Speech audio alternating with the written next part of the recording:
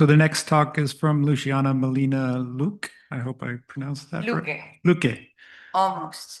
From Measurements to Decision, a tissue-aware digital twin platform for CAR T-cell dosimetry. Can you let me know at 10 minutes?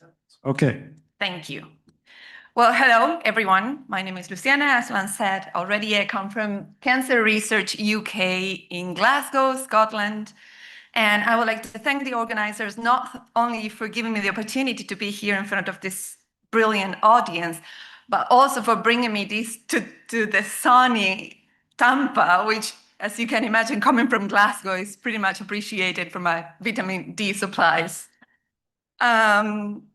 So today I want to tell you about the digital twin we are building up in Glasgow and how important mathematical model is when it comes to CAR T-cell therapy, or to be fair, any therapy. So Lance and Maxi already did all the hard work for me explaining all the concepts about tumors and immunology. So I just want to say that this one-size-fits-all regimen tends to underperform. They are not good for therapy for tumors in general. And the reason is that not one tumor is similar to the other one, not only interpatients, but intrapatients. So within the same patients, tumors in different organs will react differently to the same therapy. And one of the main reasons for that is the immune system, as we saw in Lance's talk about the hot and cold tumors. And cancer, unfortunately, is a very clever disease. So it hides from the immune system, particularly for T cells. So that's where we got very, very interested in targeting the T cells. And we found that amazing immunotherapy going on, which is called CAR T cells. CAR T cells are just our T cells that we get from the patient, and then we engineer them in the lab, and we provide a chimeric antigen receptor, CAR, which will target the antigen in the tumor, which means we put, again, the CAR T cells in the patient, they will travel through the body and find the tumor and eliminate it. This is great because they have all the characteristics of the T cells, like proliferation, cytotoxicity, infiltration, memory.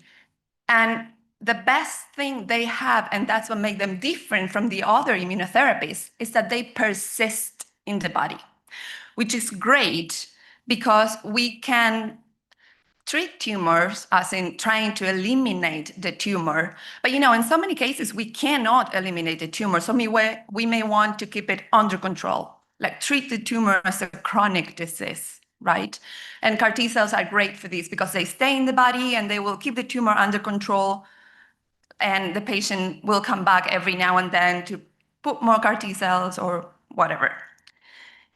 They work really, really well also beyond cancer. So lately, we've seen that they work in autoimmune disease and inflammatory diseases as well. But nothing in biology is perfect, of course. So CAR T cells make miracles in some patients, but they do not work in other patients, and we don't know why. And so far, there is no strategy to see how many doses do you put, or how often, or how do you treat each patient based on the different tumors. And therefore, they put CAR T cells just because, and they are extremely expensive. So sometimes they put CAR T cells in the patients and they don't even work. So in Glasgow, we are working to put together this digital twin. This is my favorite slide just because of emotion. And the idea is to create a platform to understand and predict how the tumor will evolve in the patient, and then test the different dosing strategies in the computer before treating the patient. So we won't cause any harm, hopefully. So our first step was to develop an agent-based model. Just to say, I don't personally like the last slide with all the names. So I put the faces and the funding institutions in each slide so you can all see who made the work. So what we did here is we develop an agent-based model of lattice, hybrid, 3D, all the fancy things in the agent-based model, in which we have an organoid of hepatocellular carcinoma cells, and each cell will have this random number, which we call oncoprotein. If the oncoprotein is high, up to 2, the oncoprotein goes from 0 to 2, continuum. It means that it's highly mutated and therefore is very proliferative, but it also has high chances to die because of a CAR T cell attack. Whereas if the mutation is low, they don't proliferate, so it's good, or they proliferate very, very slow, but they cannot be identified by the CAR T cells, right? So CAR T cells cannot find them.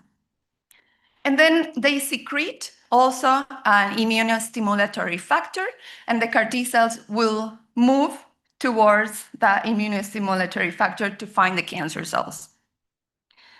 So we have different experiments, in silico experiments, of course, and the first one is trying different ratios, right? How many CAR T cells do we inject?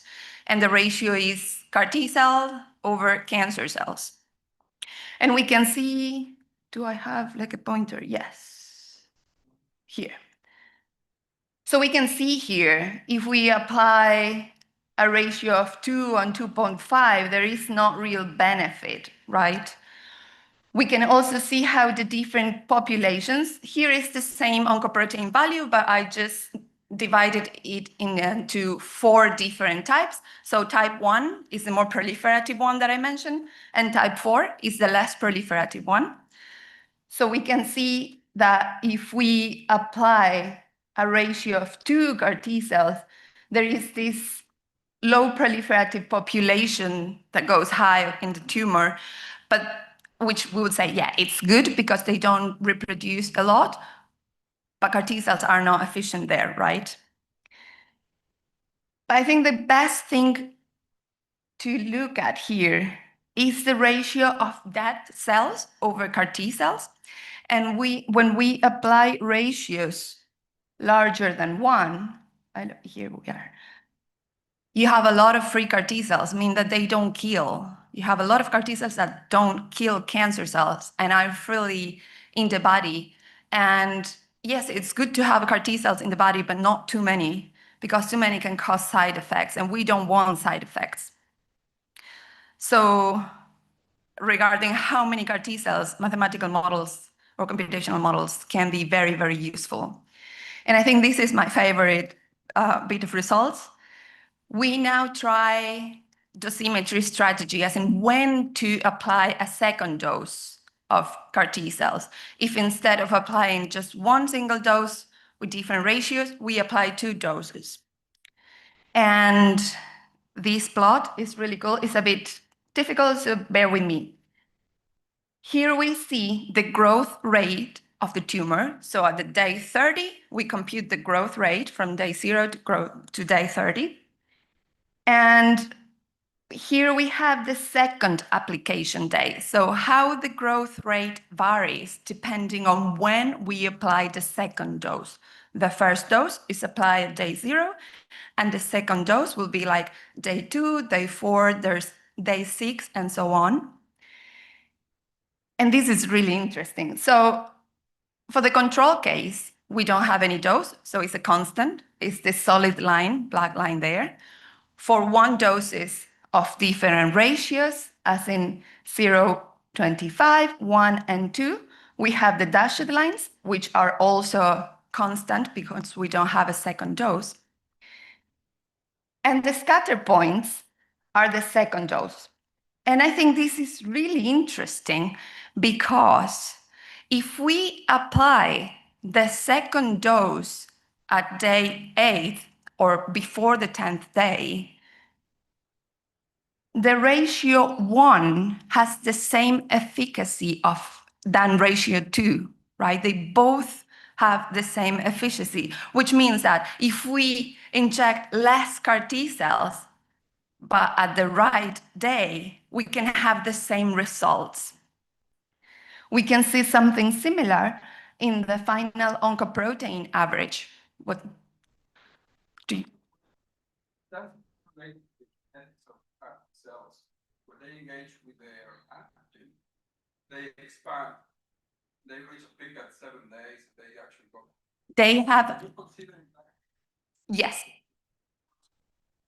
Yes. So they have a lifespan of more or less 10 days, and they stop being cytotoxic. And yes, we consider that, and we consider the expansion of the CAR T cells as well. Does that answer? Yes. I'll quickly finish that. And we can see the same here in the oncoprotein average, which means that the tumor is mostly composed by these non-mutated T cells, cancer cells. But the good things about agent-based models compared to AI is that they are not black box, right? They are crystal box. So when we have something like these, we can always go back to the equations and see what happens. Well, it turns that if we apply a lot of CAR T cells, we get resistance. And then the tumor generates this shield-like structure of cells that are not reached by the CAR T cells, means that kill them, and the more proliferative cells stay inside. So mathematical models are great to identify these things and say, okay, well, no, do not put a third dose. Instead, try to destroy that shield first, right? So there are many challenges with agent-based models. First of all, that we need to calibrate and validate them, and that we don't have enough data. And also, there are a lot of mechanisms that are not known. It's not that they are not data, they are not known in biology.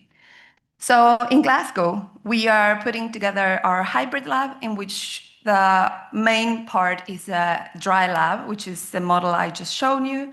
But then we have the wet lab to generate the data sets that we need, and a translational arm, which is a collaboration with Google to generate this user-friendly platform to allow clinicians or biologists or people without training in coding to use this kind of models, just adjusting parameters. How much time do I have, Lance? Wrap it up in. Okay, should I wrap now? Okay, so this is work of a lot of people. It's not just me, a lot of institutions. I'm just there bringing people together. And I don't have time now to discuss the experiment and the platform we are developing with Google. But if you have questions, please just approach me or drop me an email. And just to finish, cancer is a very complex disease, and that complexity demands innovation. And I think mathematical models, like agent-based models, are really, really cool to bring everything together, like in vitro, in vivo clinics, and we can run different simulations or clinical trials, like dry lab clinical trials. But this is like a community effort, and that's why I really appreciate being here today, because it's like a really nice community allowing all this to happen. And last but not least, everything we're generating in our lab is open access, open data, open source, open everything. So if you think this may be useful to you, just let me know. Thank you very much. That's right. We're running a little behind, but maybe we'll take one question while Perman's setting up. Yeah. So, in the next dose, day 8 or whatever it was. So in your optimal dose on day 8 or whatever day it was, you had the largest error bars of all of your experiments. Do you know why that is? I don't, right? That's one of the emergent behaviors of a model. Don't really know what that day is the right day. I think I mean, all the other days have very narrow error bars, and day 8, you're like miles away. So I know what that is. Yeah. So the thing is that we have this shield-like structure, right? You know that there are a lot of cells that cannot be killed by CAR T cells. So it doesn't matter what happened the day after, because the CAR T cells are not effective anymore. So that's why all the other ones are very close together, because the tumor reaches a point in which is mostly cells that cannot be killed by CAR T cells. I would be very careful about results that are unique to a single time point that can probably completely fall apart in different parameterizations. No, absolutely, yes. And we discuss about that in the paper as well, like just making the clarification that this is just a single case. And that's what we are working in this hybrid lab to move forward to more like data. Yes. There's one question there on the screen. I want to read it.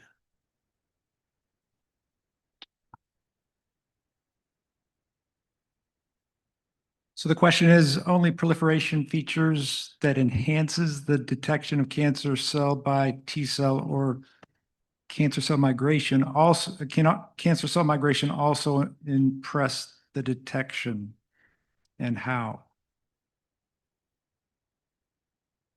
My So understanding do the correct? cells migrate? How do you let them migrate? How do you initiate the simulations? What effects do those have? Yes, so we see the CAR T cells and they migrate following this immunostimulatory factor. And then they check around if there is any cancer cell and they will attach and they will cause apoptosis. But it's stochastic. It's not that they will attach and they will kill. There is a probability of killing.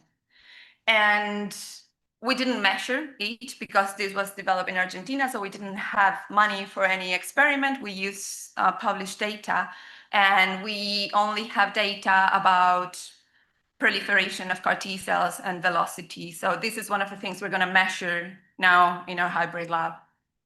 Okay. Thanks, Luciana. Thank you.